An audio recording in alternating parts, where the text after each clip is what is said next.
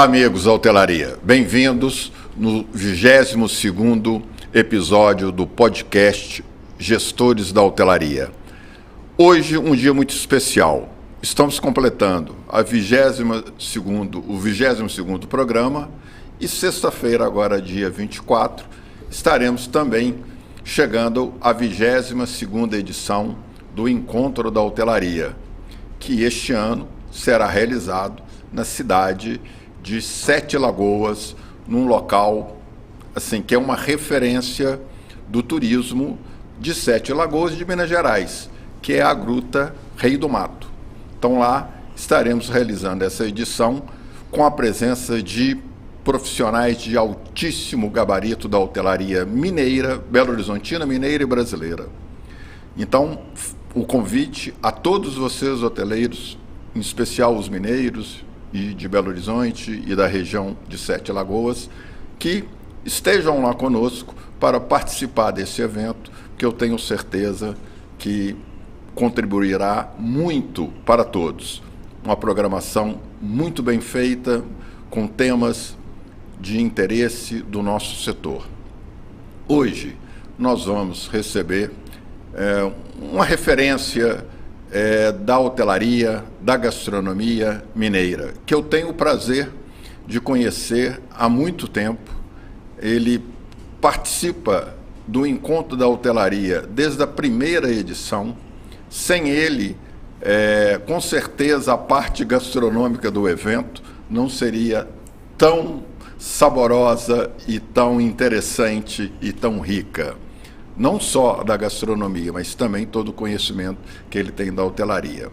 Para apresentá-lo, sempre eu passo para o meu amigo e parceiro nesse projeto, Martin Van Slius. Mas antes, Martin, de passar a palavra para você, não posso deixar de agradecer mais uma vez o apoio da Rede Prime de Comunicação, que nos oferece toda essa estrutura humana e técnica para realizar esse programa semanalmente, e o apoio da Federação Brasileira de Hospedagem e Alimentação, FBHA, e da Associação Brasileira da Indústria de Hotéis, ABIH-MG.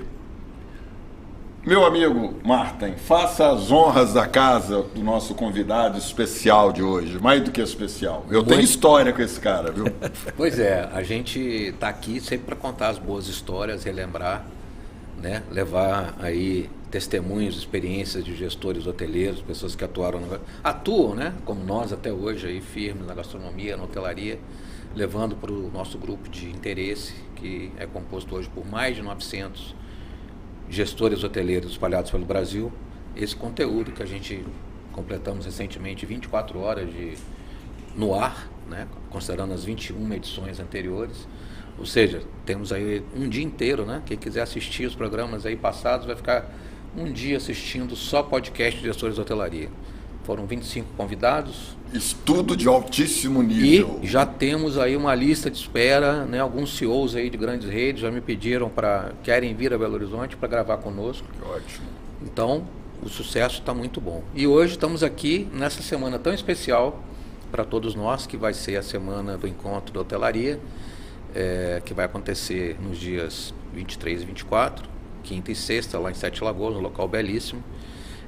E até onde eu sei, a gente vai congregar lá um número bastante expressivo de colegas nossos aqui, não só da região, como daquela região de lá, do entorno de Sete Lagoas e em pessoas de fora, gestores de fora. Vai ser muito bacana essa interação. E o local é belíssimo, então fica o reforço aí do convite para quem puder ir comparecer. A presença é gratuita e a inscrição é pelo link do Simpla, né, que nós estamos divulgando aí nas redes sociais.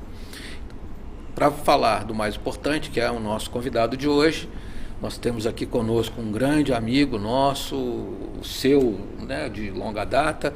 Comigo, a gente nunca chegou a trabalhar junto, mas já fui em vários festivais gastronômicos que o chefe Edson Pujatti organizou e promoveu com grande sucesso. É uma referência, inclusive vários hoteleiros comentaram nos grupos, eu fui aluno dele, vários comentaram, uma pessoa fantástica, um grande professor, aprendi muito.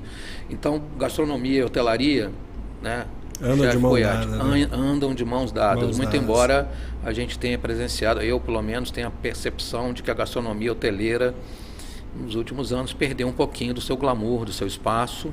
Sim. Mas a gente tem como fazer uma correção de rota nisso? Eu acho também. Acho que já é a hora disso. Já é hora de retomar. Já, eu acho. Né? A gente vai falar disso também. Que é hora de retomar. Pois é. Porque já tivemos uma época que a hotelaria ditava as regras da gastronomia, né? Ou seja, ela lançava as modas, né? Eu recentemente estava até me recordando que os grandes hotéis, por exemplo, quando eu comecei na década de 80, era comum trazer um chefe. Eram duas figuras que eram sempre bastante prestigiadas dentro dos hotéis, que era o gerente geral, geralmente o estrangeiro, e um chefe de cozinha renomado que vinha para o Brasil. Exato. Para implantar a alta gastronomia nos hotéis. E depois dos hotéis é que essa alta gastronomia migrava para os restaurantes. Sim. Fora dos hotéis. Ou seja, a hotelaria sempre foi responsável pela introdução da gastronomia no Brasil. Não é em regiões não, né? Então essa história é muito importante que os hoteleiros mais jovens talvez não saibam disso, né? Hoje, na era da terceirização, da padronização nivelada por baixo, de cardápios, de opções em hotéis, na época do iFood, né? A gente viveu na pandemia aí a febre de pedir comida nos hotéis. Aliás, ela não acabou ainda, né? Eu tenho visto ainda que isso ainda é vamos chamar assim, um problema da dark kitchens, atendendo a hotelaria, sendo que você não tem controle nenhum do que está sendo servido ali. Não tem segurança alimentar envolvida. Não tem segurança alimentar envolvida. Só um minutinho, vamos dar as boas-vindas, fazer o nosso brinde. Opa. Que não fizemos formalmente a apresentação do nosso convidado. Isso, exatamente. Então, hoje conosco, o diretor de hospitalidade e gastronomia do Senac, posso chamar de chefe, Edson Pujatti, que também é um hoteleiro de mão cheia, né? Ele vai contar a história de como ele passou de aluno até gerente geral do nosso caríssimo empreendimento lá em Barbacena, que reabre suas portas nas sextas-feiras, Hotel Escola Senac Grogotó. Primeiro Hotel Escola da América Latina. América Latina, isso mesmo. Marcos. Edson, muito bem-vindo. Poxa, muito obrigado. Uma honra assim, imensurável de estar aqui falando no meio de uma turma tão expressiva, tão importante que é a turma da hotelaria. Eu posso falar de cadeira porque eu sou de carreira, né? Se a gente pode falar que é de carreira... Totalmente. Eu sou de carreira e assim, eu pude viver os momentos talvez mais incríveis da hotelaria no Brasil. A década de 80 e de 90, para mim, foram as décadas assim, de ouro, né? A de 80 principalmente. Eu peguei logo no iniciozinho, 85, eu já iniciei a minha carreira na hotelaria como estudante já no próprio Hotel Escola. E nessa época já existia uma pós-graduação que eu posso arriscar que foi a primeira pós-graduação em administração hoteleira no Brasil. Isso eu posso garantir, porque eu não me lembro de outro curso desse no Brasil. E realmente ainda capitaneada pelo Lucien Hiltz, que foi um dos grandes precursores da cozinha francesa em Minas Gerais, né? A nossa cozinha, não sei se vocês já perceberam, ela tem uma pegada francesa muito forte. E não é por conta dos chefes franceses que vieram para cá, porque vieram muitos, né? Somente nos anos 70. Sim, a gente tem Laurent, 80, os famosos, né? Troagot, Manuel Bassolet, é uma turma de uma geração, mas teve um sujeito que veio bem antes deles, muito antes, foi um precursor. E o Senac teve a brilhante ideia de contratá-lo para iniciar, então, a formação profissional em gastronomia, que é o Lucien Hiltz, né? Lucien Hiltz é um francês quase alemão, porque ele, em plena época de guerra, ele foi contratado pelo Copacabana Palace em 1950. Sim, agora o nome está familiar, agora caiu a ficha. Ele foi o chefe do Copa de 50 a 60. Pensa bem que era uma época complexa, né? Por isso chamado Anos Dourados. Né? Ele era do Vatel, lá do Instituto Vatel, na França. E ele veio para chefiar o Copa de 1950 a 1960. Em 61, o Senac contrata ele em Belo Horizonte e ele começa o trabalho de desenvolvimento dos cursos aqui. 68, o hotel, que era da Hidrominas, passa a ser do Senac, que se torna o primeiro hotel-escola da América Latina. Ele foi fundado em 60 e 68 ele passa... 68 ele veio para o Senac para ser. E aí foi, daí por diante, tudo mudou, né? A gente teve muitos... Então você chegou a trabalhar com ele? Eu peguei um finalzinho, porque ele morreu na década de 80, no início, né? Ali de 80, quase 85, 84, se não me falha a memória. Como eu morava perto do Grogotó, eu acompanhava muito de perto todo o andamento, a formação profissional. A gente tinha, os alunos ficavam internos lá nessa época, pra você ter uma ideia, porque tinha Barbacena, até hoje não é uma cidade tão grande, né? Mas você imagina... Ela fica no entorno da grande ressaquinha. Da grande ressaquinha. Diga-se de passagem. Ô Poiato, já que eu te interrompi, eu sempre faço essa pergunta aos nossos convidados. Você já começou a respondê-la, mas só para manter a tradição. Você bateu na porta da hotelaria e, consequentemente, da gastronomia, ou foi a gastronomia que te puxou, bateu na sua porta? Eu sei dessa história, mas, lógico, contada por você, para os nossos. É muito interessante isso. Muita gente fala assim, você tem vocação desde pequeno, você... sempre ajudou a mãe em casa, na cozinha, né? Comigo não aconteceu nada disso, né? Eu nunca tive afinidade com cozinha, pelo menos até os 17 anos. Nenhuma afinidade, muito pelo contrário, eu fugia porque a minha mãe queria botar para lavar panela, pegar a parte ruim da cozinha, né? E eu morava a menos de 500 metros do hotel. E minha família é toda de Barbacena, né? Eu sou nascido lá, inclusive. Então, eu vi uma oportunidade assim, porque tinha cursos do que você pensar na área hoteleira, né? A gente tinha curso de lavanderia, de camareira. Porque lavanderia, na época, hoje, inclusive, nessa retomada do hotel, eu tive que extinguir a lavanderia, né? Lavanderia hoje, como eu vi aqui no hotel, hoje é tudo automatizado. É muito mais em conta, mais econômico. Mas na época não, na época mudanças. Só existia aquelas lavanderias profissionais e a gente tinha demanda de mão de obra para lavanderia. A gente formou muita gente boa para lavanderia. Então a gente tinha curso de lavanderia, curso de camareira, recepcionista de hotel, garçom, barman, cozinheiro e os gerentes e a formação de gerência de hotel, que era uma especialização que na época, como o Senac não tinha faculdade, ele não podia assinar uma pós. E quem assinava a pós para a gente era o FJF. Olha só. Então, os certificados da pós realizadas no Grogotó eram assinados pela UFJF. Então, tem muitos grandes profissionais, donos de hotéis do Brasil e da América Latina que formaram no Grogotó. Um curso muito intensivo. Qual era a duração dele? Durava quase um ano de curso, assim, mas intensivo. Manhã, tarde e noite.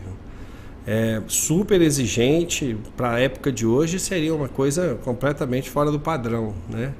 Porque hoje a gente não pode exigir tanta coisa dos alunos, né? Principalmente disciplina, né? Muito menos o horário integral, né? Integral. Não, os cursos de qualificação eram integrais. Sim. E eu posso falar de cadeira que eu não perdi nada na minha vida por fazer um curso integral, incluindo sábado e domingo. Hoje isso é ante tudo, né? Trabalhista, não sei o quê. Então... Tentou-se fazer até as aulas virtualmente na pandemia, né? Mas a hotelaria trabalha de segunda a segunda. Sim. E eu acho que é nesse aspecto, quando você encara a profissão de maneira correta, que o momento que você mais aprende é no fim de semana, no feriado prolongado, porque aí você tem um hotel mais movimentado, então você tem muito mais dinamismo nas produções, mais criações, enfim. Tem que respirar. O fim de semana é para isso. A minha folga, durante anos, sempre foi na segunda-feira. Nunca me incomodou. Estou falando sério. E tem um caso ainda mais assim, estranho e bizarro que eu posso falar para vocês, que é, por exemplo, Réveillon e Natal. Se eu falar para vocês que eu fiquei 28 anos da minha vida passando o Réveillon dentro do Grogotó, ninguém acredita. O meu filho nasceu não vou falar aqui com 28 anos, mas durante os seus quase 15 anos, sempre o Réveillon não tinha como viajar, eu trabalhava. Então no dia do evento a gente levava a família para lá para participar e tal, porque você não ia deixar ficar longe da família. Nunca reclamaram disso comigo. Eu nunca senti falta disso, porque eu me empolgava muito com esses eventos, com esses horários, né, com essas atividades. É sempre um grupo diferente, hotel lotado. Então isso é muito legal, né? E muita gente fala, nossa, mas isso é privar a sua vida de tanta coisa. Não é, cara. É uma escolha que você faz. E hotelaria é escolha. Quem curte, quem gosta, quem trabalha na área, sabe o tanto que isso é gostoso de fazer. O leque, sacerdócio, né? Eu chamo de um sacerdócio. É bem isso. É, isso aí. E assim, não é trabalhoso. Tudo na vida é trabalhoso. Se você for num gari, o gari rala pra cacete também no feriado. Ele rala no domingo às vezes, entendeu? Então é uma questão de escolha. E eu costumo dizer isso. Uma pena que hoje a gente não tem muito condições de estar trazendo os alunos, né, para aprender e trabalhar realmente com o foco na profissão, né? Hoje é difícil um profissional, principalmente da era que a gente vive hoje, mais jovem, entender essas coisas, entender, falar, saber que, poxa, tem que ir feliz trabalhar no domingo, no sábado, num plantão à noite, num feriadão, porque é legal e é ali que eu vou mostrar meu trabalho, está entendendo? Né? Hoje as coisas estão mais fáceis, até você não precisa ficar 28 anos fazendo um Réveillon, todos os Réveillons da vida, né? Era uma opção minha, nunca fui obrigado a fazer isso também, mas eu tinha um compromisso com os clientes que iam lá, né? E a gente, e muitos, como todo hotel, vários anos, né? É isso que eu ia te dizer. Como todo hotel, você tem aqueles clientes habitués que são incríveis. Eles vão ali para te ver, porque estavam com saudade de você, leva presente, né? A gente que é do ramo hoteleiro sabe disso. Sim. E assim, é uma família, né? Acaba virando ali uma família. Tem problema? Pra caramba, tem muito problema, como qualquer outro ramo de atividade.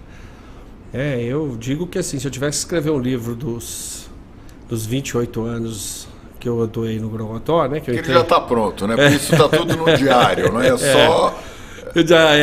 só organizar. Exatamente, porque os 28 anos eu já vi de tudo dentro do hotel. Tudo que você pensar na vida. Eu costumo comparar, Marta, eu não sei se você concorda também, mas hotel é como uma cidade. Tudo que acontece dentro orgânico. De uma cidade acontece dentro do hotel. É orgânico, exatamente. É uma mini cidade. É uma mini cidade. Eu acho que o gerente de hotel tinha que ser prefeito. Mas você fala isso. Eu tive uma certa vez conversando com um amigo, colega da Hilton, e ele trabalhou num hotel da Hilton em Nicarágua, em Manágua. E lá ele era chamado de prefeito, inclusive pelo prefeito da cidade, que ia muito lá e dizia: depois de mim aqui na municipalidade, você é a pessoa mais importante. Depois, claro, eles colocando na primeira pessoa como prefeito, e dizia para o gerente geral, que inclusive é brasileiro, trabalhou comigo, Dagoberto Silva, que hoje está fora da hotelaria, mas tem uma grande história. Ele falava: você cuida aqui das pessoas importantes da cidade, e aqui dentro existe uma mini cidade. Que tem normas, tem direitos e deveres. Era um grande empregador. Prestação de serviço, tem tudo. O hotel era um grande empregador, assim, então tinha uma importância social, institucional grande dentro da cidade de Manágua, capital da Nicarágua. Então é uma história que, você falou da prefeitura, né? Eu lembrei disso. Mas eu tenho uma curiosidade, Puyat, esses 28 anos... Você falou do Réveillon. O público eram habituês, eram as pessoas ali do entorno. Como é que isso? Não. Como que era divulgado esse evento Réveillon no Grogotó? A gente tinha todo tipo de público, né? Só da época da Soletur. Né? Tinha os seriados também, pessoas que saíam de Belo Horizonte e iam para lá. Sim, muito, mas muito. Depois do Grogotó, nos anos 60, no início dos anos 60, mas principalmente quando foi incorporado, né, pelo sistema, FEComércio, Sesc, Senac, não é? Ele entrou no mercado disputando destinos como Ouro Preto, como o Circuito das Águas, não é? Como São João del Rei, posteriormente Tiradentes. Quer dizer, era um hotel extremamente demandado, não só por belo-horizontinos, não é? Mas também pelos cariocas. Principalmente os cariocas. Estamos no meio do caminho. Eu diria para você que 70%, falando do Réveillon, 70% dos clientes era Rio, era carioca. E a gente, como está ali bem próximo da 040, ali, né? Da BR-3, né? Da 040. Que hoje é 040. O que acontece? Que no Rio é Washington Luiz, né? Ainda né? Quando você sai do Rio para cá... Até Petrópolis. Washington Luiz. Não é? Ninguém conhece lá como 040.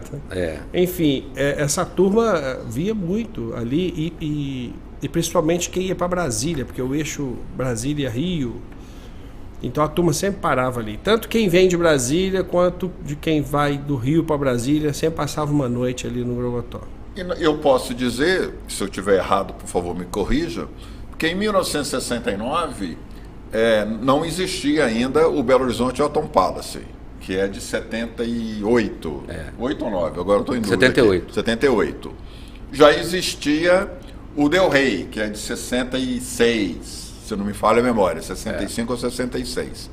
Mas dentro da estrutura, então, vigente a partir dos anos de 67, 68, com a Embratur, com os estrelatos, nós podemos dizer que o Grogotó, pela estrutura operacional, pela departamentalização, pelo alto nível do serviço, era um hotel 5 estrelas. E talvez o único de Minas Gerais.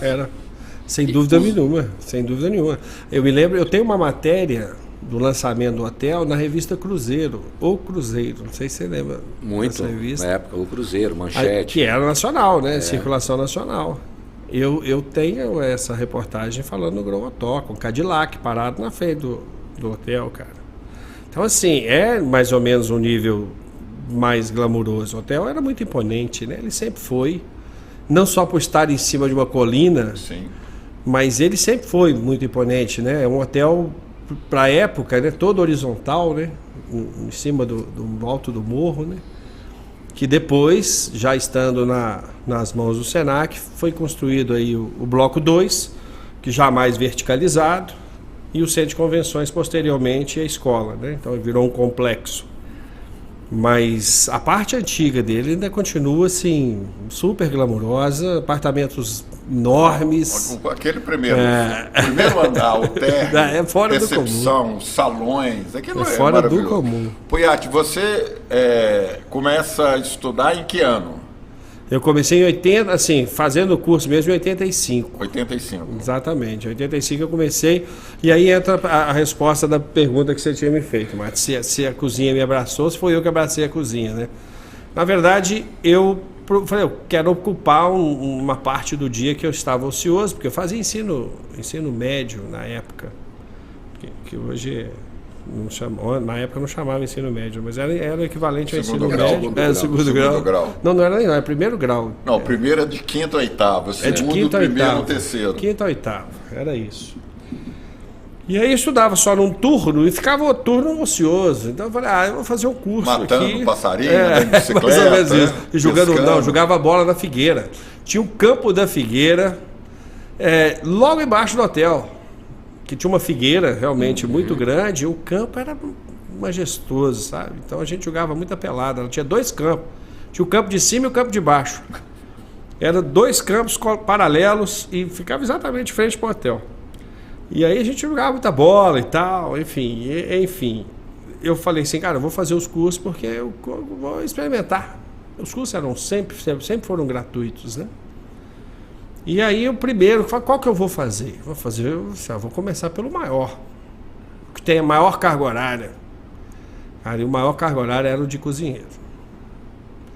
Eram 1.620 horas, uma graduação hoje, né? Hoje um curso de graduação é 1.500 horas. Um curso superior de cozinheiro é 1.500 horas. O curso de qualificação de cozinheiro básico era 1.620 horas. 9 meses, para ser mais preciso. de segunda a segunda. Uma gestação. Era bem isso. E então, tem muitos aí que acham que em 6 meses já é chefe, né? 9 meses de curso, eu vou dizer para você. E aí os fins de semana e feriados eram o que a gente mais gostava.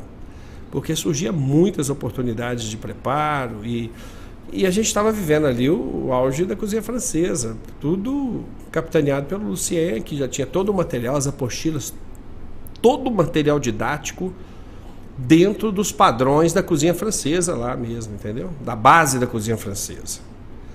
E aí isso era demais, cara. Então, assim, a gente nem imaginava numa época dessa estar estudando cozinha francesa autêntica em Barbacena, entendeu? Então foi uma grande oportunidade e nós tivemos ali alunos de todos os cantos, né? E os cursos de qualificação, você teve um dos mais... da turma mais privilegiada que a gente tinha aqui, inclusive a minha turma, o único que não era aluno da FEBEM era eu, mas os alunos da FEBEM, antiga FEBEM, que depois virou CELD, eram os que mais procuravam os cursos de qualificação lá no Grogotó. O Grogotó formou milhares de alunos da FEBEM na época. Tá? Só para você ter uma ideia. Isso sim é inclusão social. Não, mas nem se falava isso como inclusão, não. Era a oportunidade que tinha para fazer, porque a FEBEM ficava em Antônio Carlos, que fica próximo ali de Barbacena, né? Ela ficava lá próximo da borda do campo. E aí tinha condução para levar e trazer esses jovens... Os menores. Esses menores ainda, né? Que na época era muito pejorativo, inclusive. A FEBEM foi muito pejorativa, né? Sem dúvida. Que eram marginalizados. Hoje é Fundação Casa, eles chamam de Fundação Mas vou te ser sincero, da minha turma, o único que não era, que não vivia, não dormia na FEBEM, era eu, né? Aprontava também, mas todo jovem aprontava, né? Mas era o único da turma. E eu fiz grandes amizades. Pude acompanhar grandes profissionais que depois de formados já viraram até proprietários de negócios a partir do curso que fizeram dentro do Grogotó. Então, e eram muito sérios, trabalhavam muito, com muita afinidade mesmo no curso, sabe? Dedicação. Não tinha moleza, não era para brincar. Não estava ali passando Não, tempo. ninguém ia fazer gastronomia para tirar foto e postar no Instagram, cara. Não existia isso, não tinha nem internet. Então o negócio era fazer comida ao vivo. Diga de passagem, né? Essa rapaziada, quando estudava lá, saía com o seu certificado e tal. Isso era uma... Abria portas Era demais. uma porta aberta para conseguir a colocação profissional. E pelo eu que você uso lembra, no meu currículo até hoje o meu certificado de 1.620 horas de cozinheiro. Sim. Tenho muito respeito por ele, para você ter uma ideia. E a grande maioria dos seus colegas, pelo que você sabe, né? Muitas vezes depois a gente se perde o contato. Provavelmente a grande maioria ficou no mercado. Olha, eu não me lembro de ninguém assim, não quis mais desistir. Pelo menos dessa época, não. Na década de 90, as coisas foram mudando um pouco. Então, alguns faziam, ficavam, não estou afim, não era isso que eu queria, vou para outra coisa. Até porque, quando a gente entra na década de 90, ali do meio para frente, já começam a aparecer novas perspectivas de trabalho, novas, né, oportunidades. E aí as pessoas realmente que não tinham tanta afinidade com a área, com o segmento, e acabavam indo para outro canto. Mas dificilmente a turma saía totalmente fora da rota da hotelaria, sabe? Acontecia muito assim, do sujeito falar, não, quero cozinha, mas vou trabalhar na recepção, ou vou trabalhar na área de controle, porque ainda tinha isso, na área de controladoria. A hotelaria, ela tem uma infinidade de profissões envolvidas ali, né, Martin? Sem dúvida. Que a soma de tudo é que faz aquela máquina girar, né? Com certeza. Então, é bonito de ver aquilo acontecendo, né? Então, assim, é muito bacana. Eu tive grandes profissionais, grandes professores. Fui professor de muitos bons profissionais que estão no mercado até hoje. Inclusive, muitos já que estão no Senac ainda foram meus alunos. Essa linha do tempo, Puyat, de aluno, que momento que dá essa virada de você ficar no sistema? Porque a grande maioria fez o curso e foi embora. Essa pergunta Como é que você vira essa chave virada? Essa pergunta é boa. A um determinado momento que eu tinha formado, surgiu o primeiro emprego, que era assim, todo mundo queria ser empregado, ganhar salarinho, beleza, né? Tá. Isso era o sonho de todo mundo, ninguém faz curso para... Hobby, né? Apesar hobby. Hoje só Madame que faz e curso. aí surgiu a oportunidade do meu primeiro emprego, adivinha onde? Brasília. Brasília, meu lembra? Primeiro emprego. Restaurante, hotel? Não era hotel, olha só, vou te contar, você vai ver onde eu fui parar. Primeiro emprego do Puyat me chamou muita atenção, porque era tipo assim, salário hoje é R$1.200, não sei se é isso, é mais ou menos isso, 5 vezes isso o salário. Então eu fui para ganhar 5 vezes um salário mínimo. Um cara de 18 anos, praticamente 18, 19 anos, era mais ou menos isso que eu tinha. Teu primeiro emprego, cara, ganhando 5 salários mínimos, na hora, não tem conversa. Eu tranquei a escola, falei, não, mãe, falei com os pais, não, vou trabalhar, agora eu quero ganhar dinheiro. Comprou a passagem de Itapemirim e foi direto. Aliás, e aí foi Itapemirim mesmo. Lembrando que 12 horas de viagem. Lembrando que Brasília sempre teve a característica de ter que importar mão de obra nas mais diversas áreas. Sim. E sempre houve um salário para que as pessoas fossem trabalhar lá, em qualquer área. E foi uma galera do Senac na época, porque você vai lembrar bem dessa época, o governador daqui era o Hélio Garcia. Sim. Na época. O Hélio Garcia era o governador. E o Hélio Garcia tinha uma casa lá no Lago Sul. E então foram garçons, bartenders, cada um foi para um canto. Então eu me lembro que um amigo meu, Taquinho, foi trabalhar na casa do Hélio Garcia, lá. Eu fui trabalhar na casa do Dr. Fernando, que era um dono de uma construtora. O Geraldo, que era amigo nosso também, foi trabalhar na casa do Dr. Maurício, da Andrade Gutierrez, hoje ainda. E deve estar lá até hoje. Eu acredito, porque eu não tive contato com ele, já tem um bom tempo. Mas o Geraldo foi trabalhar na Andrade Gutierrez, foi mais uns 2 para não sei aonde. E eu, na verdade, fui trabalhar como se fosse uma casa de família, mas era muita produção, muito evento. Tanto que o primeiro evento que eu fiz foi um café da tarde, nada mais nada menos, para o Dr. Sarney e a Dona Marli, que foi fazer eu tomar um chá lá, porque foi quando o Tancredo assumiu a presidência, faleceu, e aí o Sarney assumiu, né? Na verdade, o Tancredo... Na verdade, nem assumiu. Ele nem assumiu. Ele assumiu. Teve ali na cara do gol ali. Exato. E aí o Sarney estava lá, o primeiro evento que eu fiz dentro dessa casa foi o Dr. Sarney com a Dona Marli, e a gente fez lá um chá da tarde, e tinha mais autoridades também, mas como não era muito ligado à política nesse período, eu já sabia que eu estava no meio do meio político forte ali. Estava no centro do poder, né? No centro do poder. E eu fiquei ali durante quase um ano, trabalhando nessa área, os amigos também. Mas daí surgiu uma oportunidade de voltar para o Grupo Senac novamente, porque a gente tinha um professor que entrou em licença médica, ele estava com problema de saúde, entrou em licença médica e precisava, eles me ligaram aqui, olha, se você quiser vir, a gente te põe como estagiário agora, depois a gente vê como é que fica. É o preço, né, que você às vezes, entre aspas, paga por ser assíduo, por estar sempre fazendo o melhor que você puder dentro do seu trabalho. As pessoas vão lembrar de você. Teus superiores vão falar assim, não, esse cara é bom de serviço, isso eu posso entregar para ele ali que não vai agarrar. Importante recado isso para a turma de hoje em dia. Isso porque você vai ser lembrado, se você for bom no que você se propõe a ser. E aí eu não estou falando só na hotelaria, né, Marta? Em qualquer área de trabalho que você escolha, você tem que ser muito bom naquilo que você faz. Te garanto que você vai ser lembrado nos melhores momentos, entendeu? Das melhores oportunidades, como sempre foi comigo. E aí eu voltei, assumi o lugar dele como estagiário, e dali para frente eu não saí mais, né? Porque aí eu fui de estagiário para cozinheiro. Aí cozinheiro tinha uns 3 níveis de cozinheiro, nível 8, 9, 10. Depois tinha instrutor de prática. Depois de instrutor de prática, instrutor de formação profissional. De instrutor de formação profissional eu fui para chefe de cozinha. Divisor de água começa aí.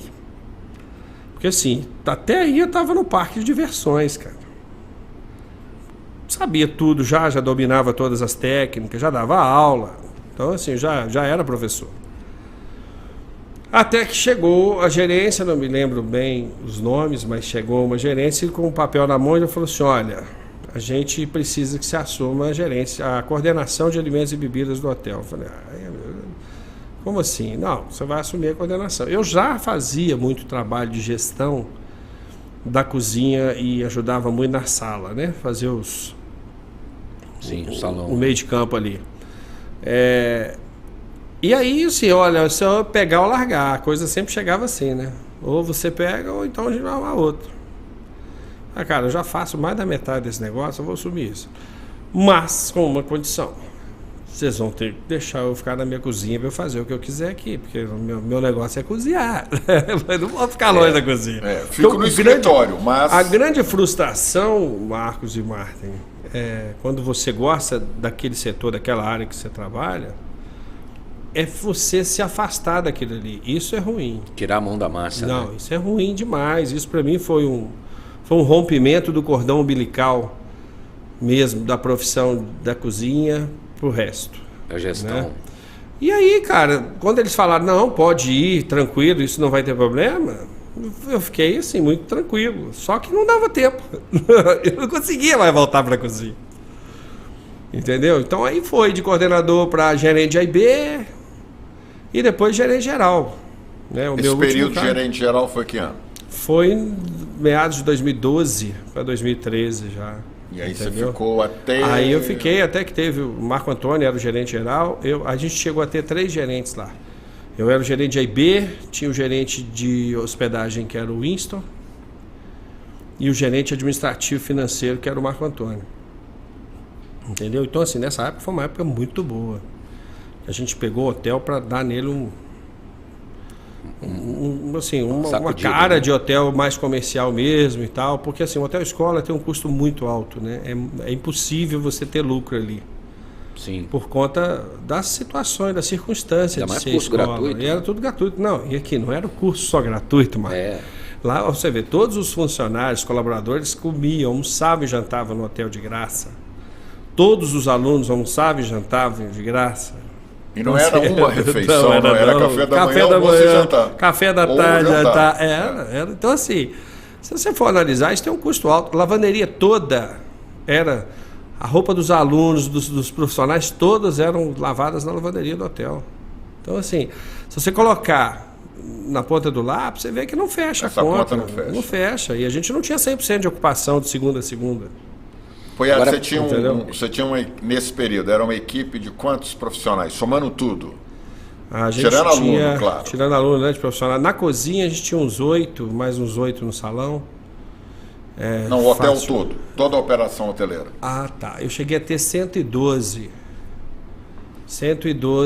colaboradores quando eu saí. Entre escola e hotel. Tá, para quantos apartamentos? 88 apartamentos. 88. 88 apartamentos. Muito mais de um por um, né? Mais de um por um por conta da escola. Por conta da escola, claro. Porque você tem... Nossa, é uma estrutura pesada de auxiliar administrativo, de supervisor pedagógico, professor, diretor. Cara, a estrutura de uma escola ela é independente do hotel. Apesar de chamar hotel-escola, a estrutura da escola está dentro do hotel. Então você tem a estrutura do hotel e a estrutura da escola. São duas estruturas independentes que se juntam. Agora, Poiat, você falou aí da sua experiência, desse trauma que foi sair da cozinha, que era a sua paixão, né? E para a parte de um comando de alimentos e bebidas. Eu tive uma experiência como gerente geral que eu tive um profissional que eu fiz isso com ele, a pedido dele, claro que de comum acordo, era o meu chefe de cozinha em São Paulo, e ele virou meu gerente de AIB. Teve um rito de passagem bastante traumático também, porque ele adorava o fogão, adorava a produção. Mas ele depois me agradeceu muito, porque ele começou a enxergar um aspecto da hotelaria e da parte de produção que ele até então não conhecia, que é a parte da gestão mesmo. Por exemplo, o controle de custo.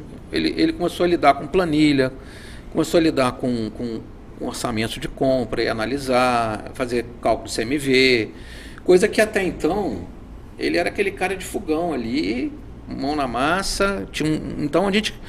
E com o passar dos anos eu comecei a ver que a gente passou a criar 2 tipos de chefe de cozinha, né? Assim, isso para não chegar nos dias de hoje, da era do Masterchef da vida, que é uma outra história. Mas até então a gente tinha o chefe de cozinha, cozinheiro, prático, o cara... mão na massa. Mão na massa, aquele cara que você experimenta a comida dele e fala, pô, esse cara é... Isso aqui, esse cara tem um toque fenomenal.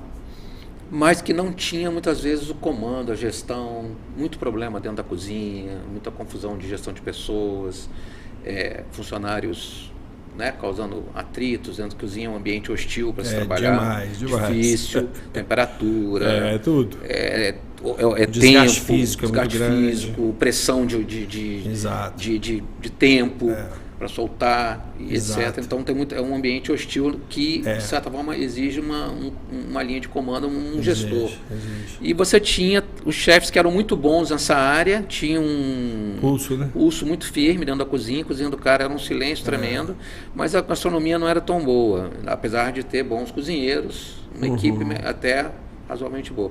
Mas então, assim, você concorda que essas duas coisas se completam? Acaba que é possível ser bom nas duas coisas, na sua visão, na sua opinião? Sim, são diferentes, porque eu não tive nenhuma formação de sala de aula que eu precisasse para me assumir um cargo de gerência ou de coordenação de A&B.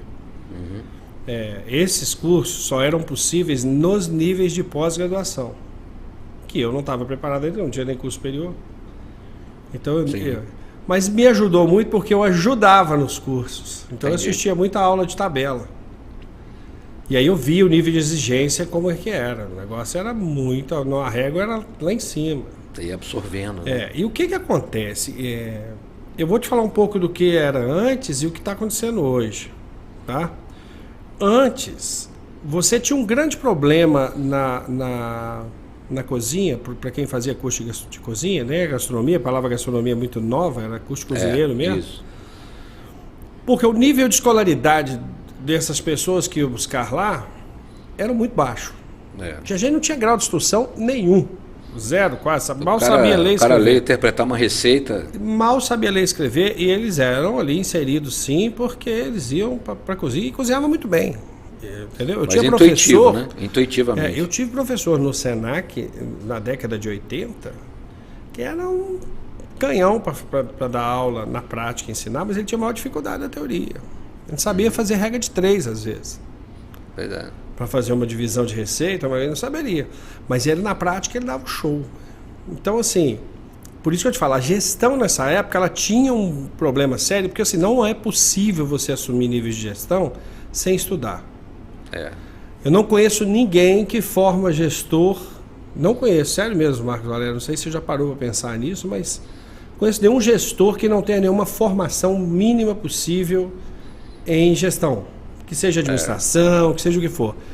Não é possível, eu não acredito que como cozinheiro, como garçom, como bartender, como barista, como qualquer um confeiteiro, na prática se eu aprender todo dia, no experimenta e faz e pau, repete e não sei o quê, você vai ficar um bom profissional, não tem erro. Mas gestão não tem jeito, cara. Você tem que ter ferramentas para você trabalhar. Teoria, técnica. Você tem que ter teoria, você tem que... Porque envolve um monte de coisa, entendeu?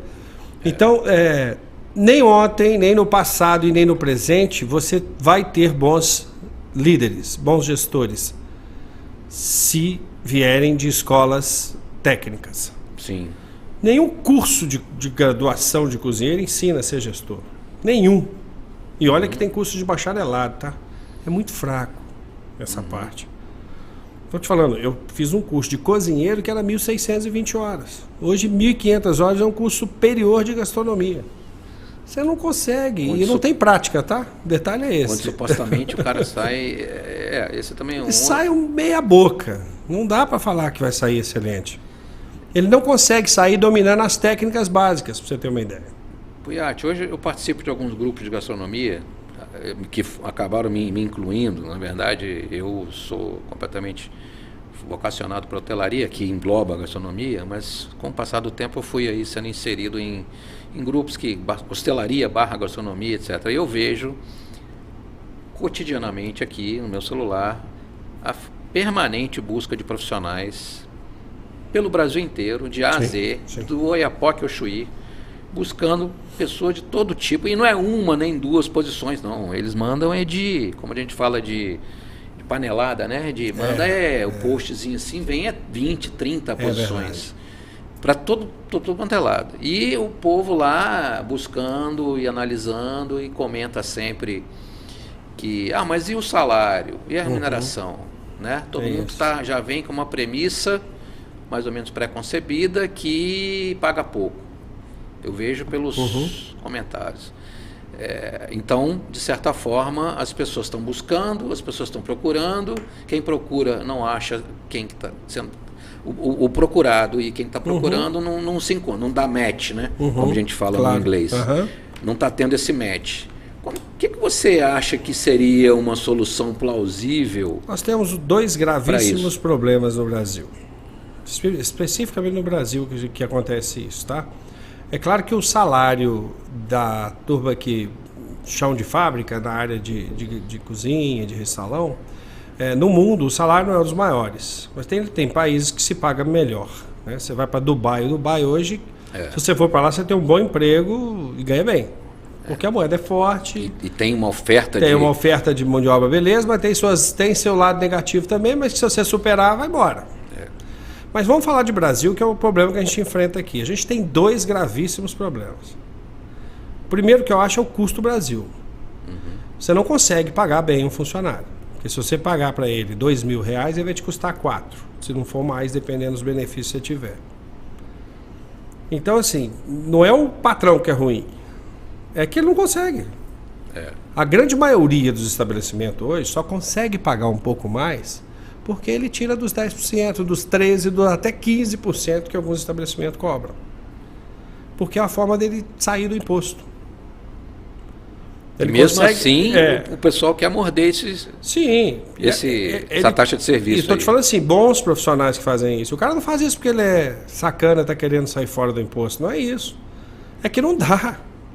Como que você paga bem para uma pessoa que trabalha de segunda a segunda praticamente, ou que folga na segunda, trabalha de terça a domingo, ganhando um salário mínimo, ou ganhando um pouco mais disso? O cara não vai querer. A conta não vai fechar. Se ele pegar o conhecimento dele e vender marmita em casa, Martin, que aí é o segundo problema que o Brasil tem, que eu estou te falando, que é o comércio informal. Hoje o comércio informal engole o formal. Principalmente na área de alimentação. Principalmente na área de alimentação. Qualquer um vende marmita em casa, eu vendo prato, eu vendo carne, eu vendo o que você quiser. Hoje da minha casa, que é outra coisa. Eu trabalho no meu conforto e vou te entregar um produto bom também, pronto. É mais vantagem eu ter, porque eu não vou ter imposto, eu sou informal, no máximo eu sou um microempreendedor individual. Essa mudança de status quo, né, comparando os profissionais que entraram no mercado no seu time, né, no seu início profissional, e também as questões sociais do Brasil, enfim, a percepção que tínhamos das coisas. Você falou no início da sua decorrendo sobre a sua carreira, você falou a passão seguinte: a gente queria ter um emprego, não é? A sua geração queria ter o dinheirinho próprio, queria ter o dinheiro próprio e preferencialmente carteira assinada. O espírito que hoje, eu não estou dizendo que está errado, estou apenas constatando épocas. O espírito que hoje nós chamamos de empreendedorismo, não é? De você fazer disrupturas, de você fugir da formalidade. E a informalidade, que no passado era visto como incompetência daquele que não está formalizado, e hoje, às vezes até o contrário, essa mudança de paradigma, de valores sociais, e também fortalece da construção da sua... ser autor da sua personalidade, da sua carreira. Isto... não pesa muito mais que a questão salarial, porque quando nós entramos no mercado, também comparativamente os salários de base, chamado chão de fábrica, eram baixos comparativamente também. Hoje eles continuam, mas você não tinha opção. Pra você ter uma ideia, a grande mão de obra da hotelaria vinha ou era da roça, o cara saía parava de plantar e ia querer uma coisa melhor, ou era servente de pedreiro, trabalhava na construção civil. Eram os maiores profissionais que entravam para dentro dos hotéis, isso a nível Brasil. Entendeu? Tem um fenômeno aí, normalmente entre aspas, tá? Que hoje as palavras têm que ser medidas. E normalmente retirantes. Sim. Né? A grande mão de obra em São Paulo e no Rio de Janeiro, de ela vem toda da região Nordeste. Nordeste. É verdade. Né? Isso não é nenhum preconceito. Não é é, de forma alguma. Mas assim, não tinha opção, Marcos. Entendeu? Não tinha outra coisa para fazer. Então, quando você conseguia um emprego numa cozinha, você estava no céu, uns pés de fora, diz o outro. O problema é que hoje o mundo mudou. E outra coisa, nós fomos criados para assinar carteira. Entendeu? E se eu ficasse sem assinar carteira, eu acho que eu morreria. Até alguns anos atrás. Inverteu a lógica. Hoje pergunta o meu filho. Você vai assinar carteira? O que é isso, pai? Hoje, não, mas nós temos que ter plano de saúde. Que plano de saúde? Entendeu? Assim, hoje... Pagar o INSS... O cara quer o dinheiro dele no bolso e realizar os sonhos deles. Entendeu? Então, assim, aquele caso de assinar carteira, de ser... Sabe, um trabalhador que a gente pode falar 44 horas semanais. Hoje em Belo Horizonte o pessoal vai procurar emprego, no RH lá, nas revistas. Não fica. Pergunta, aqui assina carteira? Não. Assina carteira. Ah, então, obrigado. Eu não quero. Não, e tem também as loucuras. Não, hoje você vê, cara, a maioria dos jovens ganha dinheiro com o TikTok. E ganha mais do que se bobear eu e você, Marta. Isso aí. Mudaram-se as tendências e vai ficar cada vez mais difícil. Vai aumentar, isso não vai mudar. Nós estamos numa linha de evolução que não tem volta. Não tem. Mas nós precisamos ter a nossa estrutura turística e hoteleira funcionar. Aí é que está o nosso desafio. Mas o nosso desafio por isso que nós estamos aqui, nós já falamos 24 horas aqui nesse canal, até agora, sobre isso. E a gente não esgota esse assunto. Mas na minha opinião, enquanto não houver uma forma de remunerar melhor, porque sim, cozinhar é uma arte, fazer um drink é uma arte, fazer um latte art, uma coisa no café como barista é uma arte, atender uma mesa é uma arte. Nós somos uma economia criativa. Tem que ser valorizado. Então, se não houver uma forma de remunerar essas pessoas da forma que elas precisam, que elas mereçam, porque tem muito, eu já vi, estou te falando, na minha vida aconteceu, foram inúmeras pessoas que eram engenheiro, largou engenharia, largou direito para ser cozinheiro, porque é paixão pelo que faz, sem desmerecimento nenhum.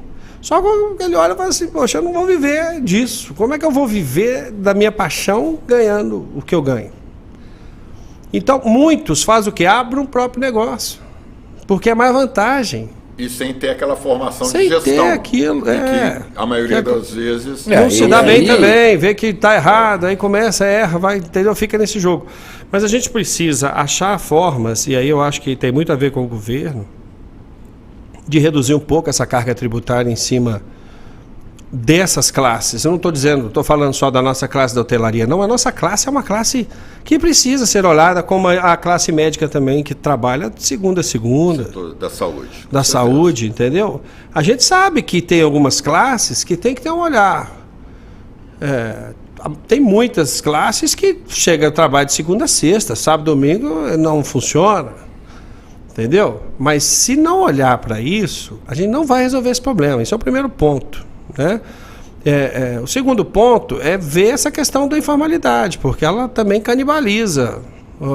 É mais vantagem hoje, porque aí está atrelado ao salário também, né? É mais vantagem hoje eu vender os meus produtos caseiros numa feirinha, até às vezes informal, às vezes nem microempreendedor precisa ser, né? Para me vender meus produtos, eu vou ganhar muito mais dinheiro do que se eu trabalhar CLT formalmente para uma rede de restaurante, esse hotelaria. Esse fenômeno ele é global, né? Quando a gente vai nos outros países, a gente vê que as pessoas que trabalham em alimentos, bebidas, gastronomia são estrangeiros. O turnover é gigante. São pessoas que vêm de países, você citou o termo retirante aqui no Brasil, a gente tem lá os imigrantes na Europa que vêm de vários países, eles se encaixam na profissão exatamente trabalhando nessa área que nós estamos falando aqui, que é dentro das cozinhas, restaurantes, cafés, bares de Paris, Roma, Londres, etc.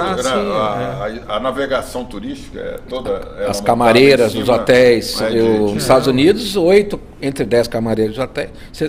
Raramente você acha uma cidade americana... Não vai ter. Que é a camareira. Isso eu não estou falando do maior parque hoteleiro do mundo. quase sempre, nós estamos falando de pessoas que são de países com maior dificuldade financeira que vão para lá e se dão super satisfeitos de estarem trabalhando no Peru naquilo. Agora. Então isso não é uma questão conjuntural do Brasil. Não, isso é geral. Do turismo. É sistêmica, não tenha dúvida. Eu tô te falando assim, mas é preciso pensar, a gente não tem que se preocupar com outros países, né? A gente, se quiser, você consegue fazer algo em prol do segmento. Porque todo mundo usufrui desse serviço, entendeu? Mas enquanto eu tiver melhores ofertas, até mesmo dentro do meu segmento da gastronomia, que não seja a assinatura da minha carteira e trabalhar CLT, batendo ponto, vou ganhar menos do que eu trabalhar para mim, isso não vai resolver, cara. E aí você vai ter que pegar mesmo, assim, pessoas sem nenhuma experiência, com grau de instrução muito baixo, e vai formar a pessoa, o que todo mundo faz hoje, né? Hoje o próprio estabelecimento forma seus próprios colaboradores. E isso tem um custo também que não para a empresa, pequeno. Sim. Mas, Poiati, você falou há pouco, concordo com você, que na parte da gastronomia você entra com o elemento da criatividade, isso não resta a menor dúvida. Não é? Como existe no artesanato, existem N atividades, você pode compor que a criatividade, a disruptura também, ela é um fator que gera renda, renda e que gera diferencial. Você não acha que há um exagero hoje, e já dando um pulo na sua carreira, senão o nosso tempo não vai dar para, né, o pessoal ter toda a visão da sua linha de tempo, pulando já da sua saída do Senac e a montagem, posso citar o nome? Não acho que não tem problema, né? Que você fundou, né, ou melhor, contribuiu, né, foi o responsável para a criação do curso de gastronomia da UNA, em Belo Horizonte. Eu acompanhei isso tudo. Lá, quantas reuniões nós fizemos, etc. E você, muito recentemente, isso foi em 2013, 2014. Marinella, né? Professora Marinella. Sim, uma delas, sim. Amiga minha. Então, nós montamos um grupo, corpo docente fantástico. E você pega essa geração que está aí hoje, não é? E por isso que eu fiz aquela comparação dos seus colegas. De cada 100 tinha alguma coisa mínima de existência profissional. Hoje é o contrário. Se você encontrar com a maioria dos seus alunos recentes, talvez a grande maioria não está no mercado. Ou está empreendendo. Não está errado. Não estou dizendo que está errado. Estou dizendo que essa visão hoje que nós damos, essa valorização, não é? Colocando muito mais o holofote na pessoa, na performance do profissional, do que naquilo que ele tem de entregar e aquilo que o mercado quer dele. Você não acha que tem aí um desvio, um pouco de conduta, não? Tem, mas hoje a gente vive as mídias sociais, cara. Então hoje isso não vai ser difícil você tirar. O que ocorre também? As matrizes curriculares caíram muito, entendeu? Elas ficaram muito superficiais. Isso é um problema que eu vejo que é crônico, né? Inclusive agora eu estou no Senac novamente e já estou tentando mexer um pouco nisso. Mas que a gente também não tem total liberdade de fazer do nosso jeito, porque o próprio MEC, a própria instituição de ensino vai te regulamentando assim, você tem isso, você pode colocar até 20% de aula em AD, entendeu? Aí começa assim, já começa a ficar complicado. Se eu tenho 1.500 horas, ainda posso botar 20% de AD. Então assim, e eu não acredito nesses cursos rápidos. Primeiro porque o nosso público brasileiro, de um modo geral, ele não aprendeu a ler. Não gosta de leitura. São pouquíssimas as pessoas. Você pegar uma turma de 40 alunos na sala, se tiver um ou dois que faz leitura, meio que lê muito, você pode... O brasileiro não lê contrato, vai ler... Não lê. Apostila, livro de... Vê imagens, né? Mas não lê. É tudo leitura dinâmica. Hoje a pessoa lê em diagonal. Não adianta. Para que eu vou fazer aula virtual ou aula online ou... Entendeu? Ele não vai fazer o papel dele, porque isso funciona nos Estados Unidos. Pois é. Que o cara vai lá 2 vezes por semana só para discutir as dúvidas que ele tinha no que ele leu com o professor. Aí é rico. que não é errado também, tá certo, mas o nosso modelo não é esse, é diferente. O nosso modelo ele é presencial e muito presencial. Então, eu não vejo que a questão do mostrar a cara das mídias sociais, porque isso é importante, é a cara e a cara crachá, né? É a cara e o que você faz, porque não adianta também, Marcos, eu toda hora botar minha carinha lá no Instagram, no TikTok ou no que for, e meu prato é uma porcaria. Eu não ter técnicas pro que eu estou fazendo, fazer as coisas sem pé, sem... Estou cansado de ver isso aí, a gente vê isso toda hora. Para quem conhece, você olha assim, nossa, dá até preguiça. Ele está se queimando sozinho, porque do mesmo jeito que ele acha que está fazendo alguma coisa, ele está se queimando. Agora, quando você pega alguém que pega o fio da meada, que assim, que tem maldade, tem um pouco de aprendizagem, já sabe, conhece a técnica, e vai por esse lado e mostra a cara, ele vai voar muito mais alto do que qualquer um outro. Inclusive, às vezes, um que está lá, que sabe muito também, mas não aparece. Na gastronomia, isso ainda é possível por causa exatamente dessa questão do produto final. Não é? Agora, na estrutura hoteleira, como é que nós vamos fazer isso com o recepcionista? Como é que nós vamos fazer isso com a camareira? Que são atividades tão operacionais quanto uma cozinha, tão pesadas às vezes quanto uma cozinha, mas sem a percepção do público de valor. Sim. Então, nós estamos nesse gargalo. Uma parte que se beneficia da exposição e outra parte, e a maior parte não se beneficiando. Outro dia o Martin fez um comentário aqui, em algum dos nossos 22 podcasts, que ele disse o seguinte: raríssimas vezes nós, nas nossas redes sociais, as redes que nós participamos, que obviamente somos nós lá profissionais, dificilmente você vê postagem de uma pessoa falando, estou aqui no meu horário de trabalho, eu estou aqui na recepção do hotel tal, eu estou aqui arrumando o quarto tal, você não vê isso. Não vê, mas agora você vê o chefe de cozinha, o bartender fazer isso. Na verdade, existe o glamour, né, do chefe da cozinha, porque é inspirado até nos Masterchefs, nas séries de TV. O reality show aí, né? Os reality show. A gente está numa febre. E você não vê reality show tem até de hotelaria, sim. Né? Esqueci o nome daquele chefe que faz dos hotéis. Qual você acha que é a contribuição real desses reality shows para a nossa gastronomia? Eu acho que é um programa de humor como qualquer outro. Não tem contribuição nenhuma, na minha opinião. Porque profissional a audiência nenhuma. É altíssima.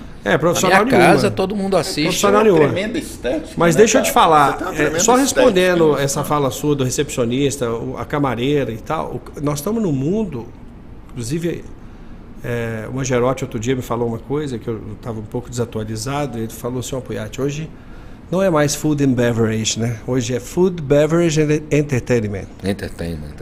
Então eu falei, cara, mas as grandes redes assinam isso agora. Ou seja, esse entertainment significa experiência, cara. E você pode ter uma experiência tão boa quanto o melhor prato que você já comeu na sua vida no atendimento do recepcionista, no atendimento de uma camareira, na forma... Cara, isso aqui é a arte mais linda do que uma montagem de cama do apartamento, a organização e a montagem, aquilo é lindo, cara. A dobradura de toalha em formato de... aquilo é bonito demais, aquilo é uma arte também, entendeu? Só que assim, hoje alguns hotéis já trazem dentro desses serviços uma experiência que o cara nunca viu, hoje não pode ficar repetindo as mesmas coisas a vida toda. Eu acho que ali é o momento de ser um pouco mais criativo, porque a experiência ela não precisa partir só da experiência gustativa, porque a vantagem da gastronomia aí é porque o cara, além de ver, ele come. Isso. Então ele sente cheiro, sente gosto. Mas um atendimento na recepção faz toda a diferença dentro do hotel. Não, eu concordo com você. Ou de uma camareira, ou até mesmo... Pra você ter uma ideia, na minha época, pouco antes de eu sair do Grogotó, sabe uma das pessoas, dos colaboradores que eu mais investia lá, que eu descobri que ele era o meu capitão porteiro, o meu porteiro do Grogotó, eram os jardineiros, cara. Você acredita? Porque todo hóspede chegava, via os caras mexendo no jardim e falava, nossa, e essa flor? Como é que chama essa planta? E não sei o quê. Daí a pouco, eu me quando eu prestava atenção, o hóspede estava lá na horta que o hotel tinha e saindo com um maço de couve debaixo do braço, que ele nunca tinha visto. Isso gerou uma experiência para esse cliente que ele não vai ver em lugar nenhum. Ele não vai ver isso no Maxud. Estou falando do Maxud, não existe mais, mas enfim. Sim. Ele não vai ver isso num hotel de rede famoso, num grande centro, porque lá não vai ter horta com pé de couve. Entendeu? É verdade.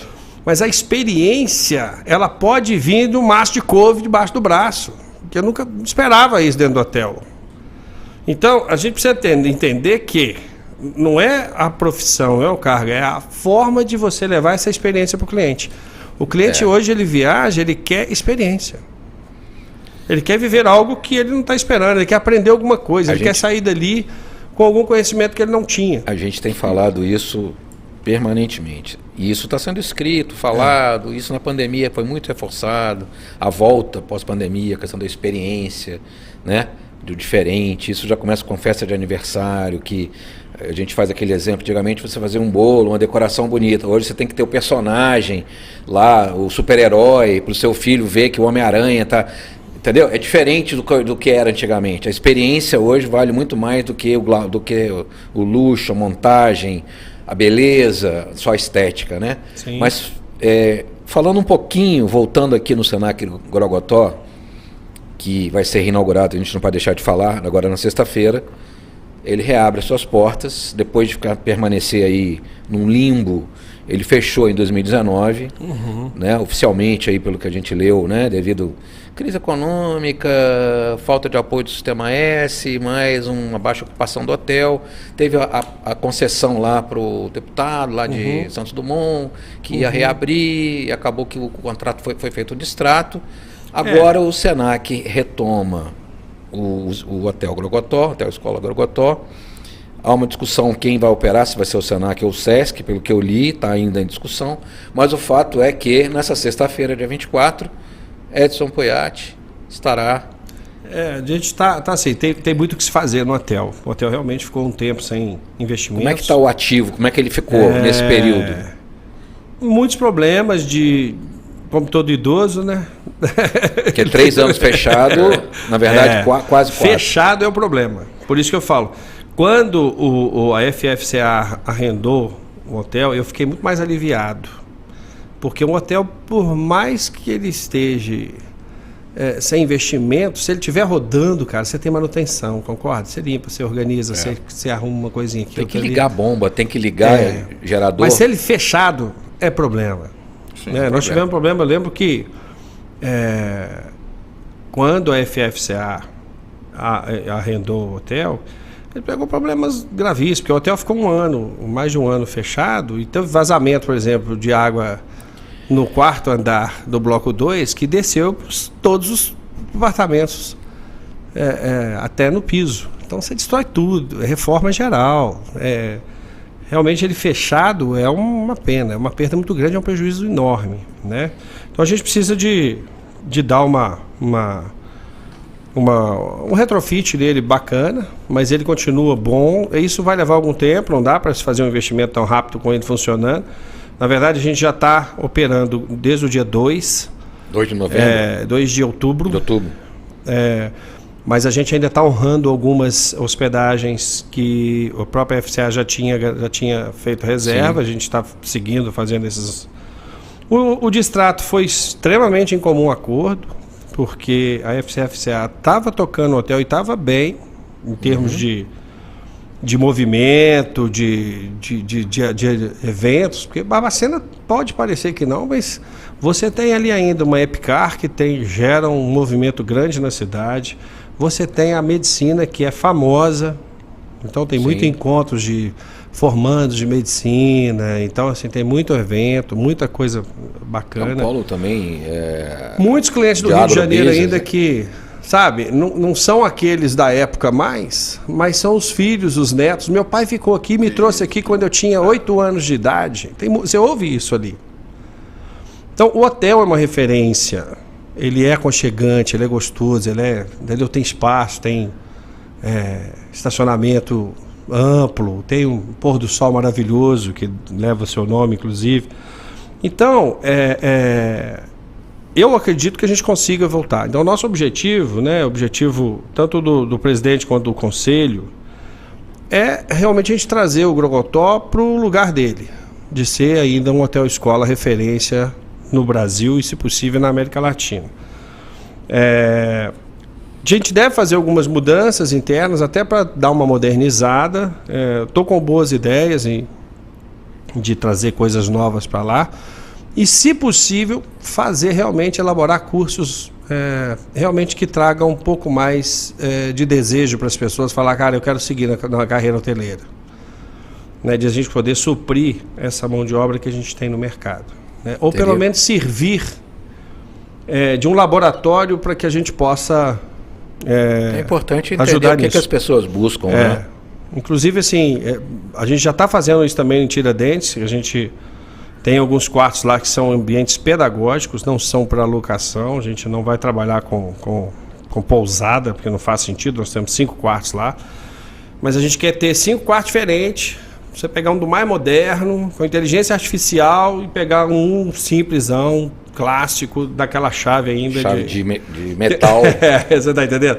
Então, assim, isso tudo para mostrar a evolução da hotelaria e ensinar as diferentes maneiras de você organizar um quarto, de você decorar um quarto, de você oferecer uma experiência diferente para o cliente. Ele volta com as 88 HHs, normalmente. Abertas, sim, no inventário, abertas para o mercado. Sim.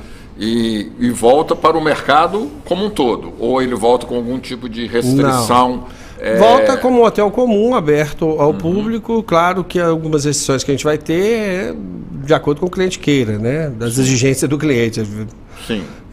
A gente hoje ainda tem 3 suítes. Provavelmente a gente vai chegar algumas suítes luxo, né? A gente vai tentar dar uma melhorada em algumas outras, tentar trazer um pouco mais de conforto, né? Hoje, Barbacena, com esse tempo que aumentou demais o calor aí, Barbacena nunca precisou de ar-condicionado. Hoje o hotel precisa de ar-condicionado. Vocês vão absorver os funcionários da FCA lá da... Todos foram absorvidos. Todos foram absorvidos, até porque eram ex-alunos e ex-funcionários do Grogotó.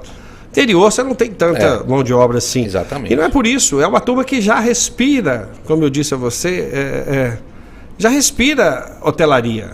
Sim. Então, o mais bacana é isso, independente dele ter se perdido no tempo, na parte profissional, porque nós somos escola, a gente pode lapidar isso agora. Mas só da pessoa falar, cara, eu adoro fazer isso. Eu tenho advogado lá que é formado, que trabalha na recepção porque é apaixonado por aquilo ali. E um dos diferenciais, né, falamos aqui, sempre foi a gastronomia no Grogotó. E essa integração, né, da formação da mão de obra com a entrega, né, com o serviço entregue de primeiríssima qualidade. Quer dizer, esse alinhamento, ele continua. Ou melhor, ele é retomado. E vai ampliar. Retornado. E vai ampliar. A ideia é ampliar. Estou com um projeto aí que, se a gente conseguir, né, vou levar para aprovação ainda, mas a gente quer, por exemplo, tornar o bar do hotel um bar mais moderno, mais agradável, e não só um bar café, com uma confeitaria fina, você comer um croissant de verdade, entendeu? Ter uma coisa... eu acho que cabe, entendeu? A gente pode criar uma referência ali de ter um bom café, uma boa... E que entendeu? Busca o público da própria cidade, do seu entorno. Aberto ao público, claro, pode ser da cidade, pode ser do entorno. Sim. O cara pode sair de Juiz de Fora. Eu já tive cliente que saía do Rio para vir jantar no hotel. Aqui, reserva aí para mim, estou saindo 7 horas da noite para chegar às 10 para jantar. As pessoas fazem isso hoje, Marcos. Sim. Para ter um ambiente agradável, um lugar que ele se sente bem e que ele tem uma boa experiência. Ele viaja hoje 3 horas. Não é nada. 3 horinhas de carro, tranquilo. Tchau, tô indo. E o Pujate vai ficar lá? Full time? Como é que vai ser essa agenda aí? Na verdade, eu estou com a diretoria de operações, né? Por um tempo, com certeza, até a gente engrenar, mas a gente já está com uma gerente contratada lá, que é uma gerente de hotelaria, que veio de São Paulo. Quem é? Carolina, que assume a gerência do hotel, ela vai ficar full time. Tem um currículo muito bom, talvez você até possa conhecer. Carolina. Ela já passou em grandes... Carolina Marques. Sim, ela já passou em muitos hotéis, em grandes redes e tal. A gente precisa ter um olhar de hotel comercial, mas com o espírito escola, né? Então, assim, eu com certeza vou deixar a minha assinatura ali novamente, né? É o meu desejo. Mas a gente tem outras operações. A gente vai abrir ano que vem também um bar-café no Sesc Paládio. Escola. Porque a gente nunca teve escola de barista e nem de bartender. Então a gente vai usar o espaço do Paládio para formar mão de obra nessa área. Sim, existe, né? Vai passar por uma reforma grande para a gente poder atuar nisso. Mas eu vou poder formar ali baristas e bartenders principalmente para o grande centrão ali. Então, porque você tem tantas cafeterias e às vezes ali o cara não tem mão de obra. Não, e o café gourmet hoje ele está em alta, né? Nós somos o maior produtor de café do mundo e a gente não tem informação nisso. Então, eu estive em Campos Altos de Minas, agora voltando de Araxá, parei para comprar café. Eu fiquei impressionado com a qualidade do... Nós somos número 1 do mundo. Por sinal, vai ser o café que estará no Encontro da Hotelaria. E hoje, nós já estamos chegando ao término, podíamos ficar... Queríamos ficar mais tempo, né? Mas tem um limite técnico, né? E em termos hoje, a estrutura da escola, qual é o quantitativo dela, de docente, alunos e professores? A parte de docência, hoje a gente está muito tranquilo, porque eu mesmo trouxe mais ou menos mais uns 8 docentes experts, especialistas em determinados segmentos. Todos com muita competência de coisas modernas, né? Do café, da bebida, da panificação, da confeitaria. Então a gente tem, e fora a turma veterana também, que tem todo esse conhecimento aí. Então, assim, a escola está boa, está preparada, a gente tem que reestruturar internamente questões de ambientes e equipamentos, para a gente poder atuar. A escola continua fazendo as aulas. Pretendo também, na medida do possível, a gente retomar concursos com MBA em hotelaria, para formar administradores, gestores de hotelaria. Eu acho que a gente consegue fazer isso, entendeu? Enfim. Nível médio ou graduação? Nível de pós. Nível de pós. Graduação também pode ser que a gente faça, né? Mas aí a gente está discutindo ainda com o Departamento de Educação lá, né? Com a ADEP, que é um setor que envolve mais isso, mas assim, eu digo assim, esses pontos chaves de mão na massa imediato, eles são importantes para a gente, que o grande objetivo ali é de fato não ser um hotel comercial, porque não vai fazer, não é interessante para o Senac isso, né? Mas realmente trazer para o mercado um pouco dessa formação mais competente, mais profissional, entendeu? De mão na massa, né? Porque essa eu acredito, né? Que o cara vai lá, como é que arruma a cama? Arruma sim, você vai arrumar 1000 vezes a cama e você vai aprender a arrumar a cama, entendeu? Ou seja, é um retorno às origens, isso. né?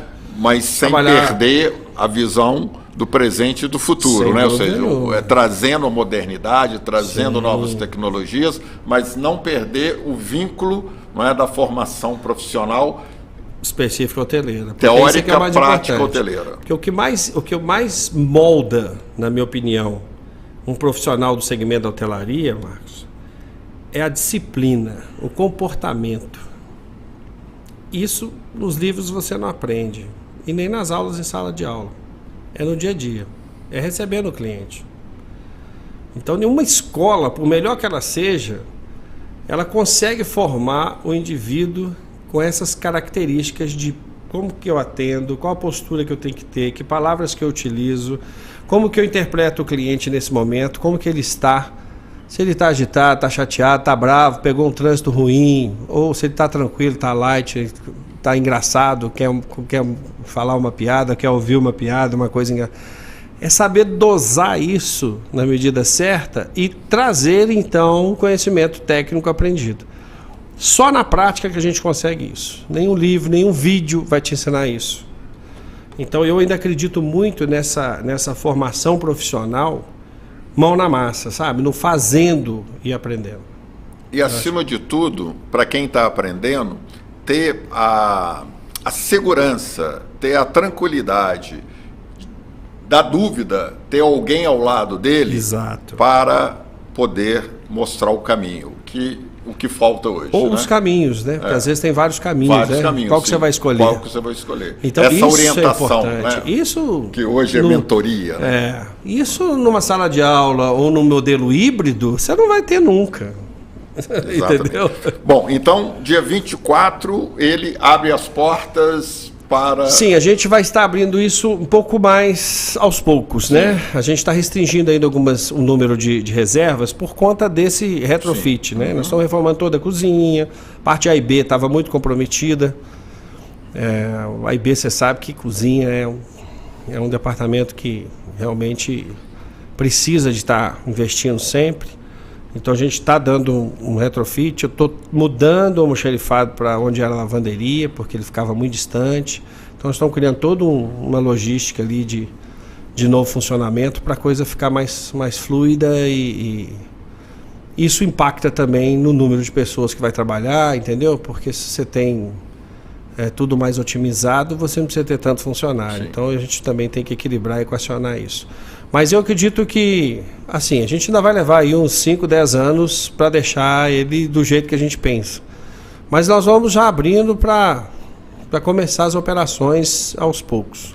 Não, como mineiro, né, na realidade eu sou belo-horizontino, mas né, você sabe, a minha família paterna, né, meu pai é de Ressaquinha, então eu fui batizado em Barbacena, eu já te contei isso, né?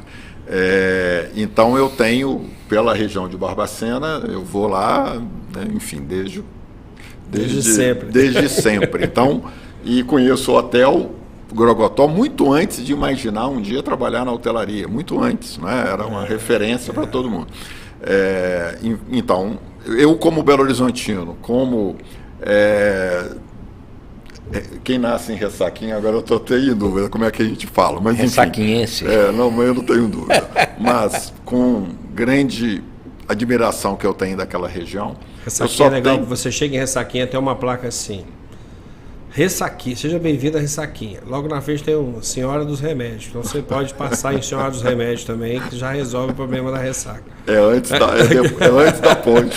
Logo antes ali você já entra para Senhora dos Remédios. Né? Então, eu como profissional que, enfim, é apaixonado pela hotelaria, ter o Grogotó novamente no portfólio da hotelaria mineira e brasileira para nós, né, Marta? Com certeza. É uma grande satisfação.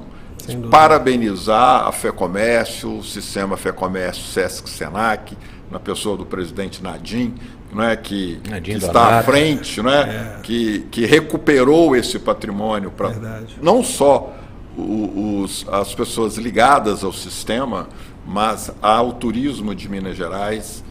Né? Vou compreender perfeitamente a sua ausência sexta-feira lá em Sete Lagoas.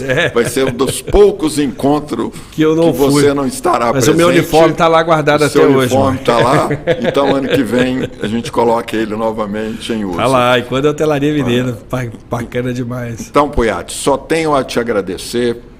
Né, estouramos aí 30 minutos do nosso tempo, mas obrigado, nós temos muito mais para a gente falar para conversar. Você vai voltar aqui, falar um monte de coisa, Marcos. Vai voltar, com certeza, porque nós temos histórias e histórias. E você é o verdadeiro educador, cara. Quem te conhece, quem trabalhou com você, quem foi seu colega, quem foi seu aluno, quem foi os seus mentores, sabem realmente a diferença daquele que ele faz um mergulho na busca do conhecimento, na busca do saber. E só, como você falou, só estudando, convivendo com quem sabe te transmitir conhecimento e não tendo preguiça de trabalhar, seja no sábado, no domingo, ou na madrugada, ou com sol, ou com chuva. A hotelaria é esse mundo. Né? Isso faz diferença. Amigo, obrigado. Obrigado. Suas considerações finais e depois o Martin fecha a conta. E espero todo mundo dia 24 em Sete Lagoas, na Gruta Rei do Mato, com o 22º encontro da hotelaria. E a turma que quiser entrar para a hotelaria de cabeça pode procurar a gente lá, porque vamos ter muitas vagas para cursos lá, viu? Com certeza. e a proposta é realmente formar grandes profissionais, né? O primeiro passo é isso, né? Às vezes a pessoa, será que vai para isso mesmo que eu quero? Tem que experimentar, tem que ir para experimentar. A dica é essa, não tem serviço bom ou serviço ruim, todo trabalho é trabalho. Tem que fazer aquilo que realmente te brilha os olhos e que você realmente gosta. E procura fazer o melhor. Não é fazer melhor que ninguém, né, Martin? É fazer o melhor seu. Melhor seu. Porque às vezes o seu melhor é melhor do que de muita gente, né? E você trabalhar um dia, sempre trabalhando melhor do que você ter a sensação de que hoje você foi melhor do que ontem. Isso. E amanhã você buscar ser melhor do que hoje, né? Essa é a fórmula. Isso já é uma grande etapa. Na minha época lá, quando a gente fazia os cursos, só para finalizar com essa frase sua, a gente fazia competições saudáveis dentro da cozinha. Lá a gente não comprava, por exemplo, batata palha. Hoje você compra no pacotinho. A gente comprava um saco de batata e tinha que descascar, e cortar e fritar. Então a gente competia. Hoje eu fiz 2 quilos em 15 minutos. Amanhã eu quero fazer os 2 quilos em 10 minutos e depois em 5. Então era bater recorde mesmo na produção, porque o bom era aquele que fazia melhor no menor tempo possível. Só brincando com isso vai te dando já uma experiência. Eu desossava um frango em menos de 1 minuto para fazer uma galantine, para fazer um prato, entendeu, mais fino. Claro que hoje eu não vou ter essa habilidade, mas isso era todo mundo tentava, ninguém conseguia. Então, por quê? É aquela de assim, hoje eu fiz bem, amanhã eu vou fazer melhor e melhor e melhor e melhor. Mas é você concorrendo com você mesmo, entendeu? É isso. Procurando a perfeição a cada dia. Isso é o que te faz ser o melhor profissional do mercado. E aí você fica mais feliz, dignifica seu trabalho, você se sente melhor e estimulado a continuar naquela área que, querendo ou não, é repetitivo, é cansativo, tem o ambiente, enfim, exaustivo muitas vezes. Então tem que ter essa percepção. Puiati, muito obrigado por... Obrigado pelo convite de vocês e pelo canal também. Abrilhantado essa nossa... esse nosso programa, esse nosso canal aqui hoje, estando conosco. Realmente, eu tenho certeza que o público aí vai deleitar-se, né? Muitos assistem à noite, no outro dia, vão dormir ouvindo o podcast. Muito obrigado pela presença. Obrigado a vocês pelo convite. Estaremos falar de lá hotelaria é um prazer. muito em breve, eu e o Marcos Valério vamos ao Grogotó. Vamos tomar um café lá. Tomar um café e comer um croissant feito em Barbacena. E só um detalhe que eu esqueci, uma brincadeira. Poucas pessoas viram o Puiati de terno. E na sua chamada você reparou que eu fiz questão de colocar as duas fotos que você me mandou. A de chefe, quase ninguém vê, né? Consagrado, e do executivo hoteleiro, que pouquíssimos vêm naquela farda. Nosso técnico me perguntou, vão ser dois convidados hoje? Porque ele não conseguiu interpretar que eram a mesma pessoa. Mas é a verdadeira, aquilo ali é o seguinte, são 2 personalidades completamente diferentes. Não é como que uma roupa, uma indumentária te altera, né? Eu prefiro gente, só para saber, eu prefiro usar a doma de chefe. Por falar em doma, um brinde mais uma vez. Muito obrigado. Saúde. Edson Puiati, Marcos Valério, próximo encontro, sexta-feira, lá em Sete Lagoas. Ao nosso público, agradeço mais uma vez o prestígio e até a próxima edição do nosso podcast Gestores de Hotelaria.